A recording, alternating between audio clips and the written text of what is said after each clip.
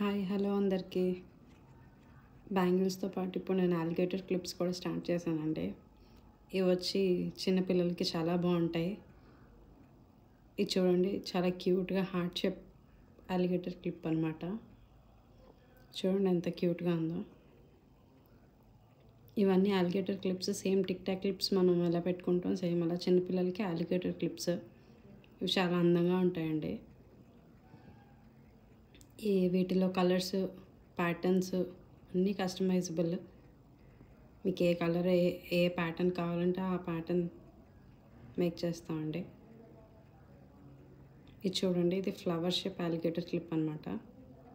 ఇది నా personal favourite అండి.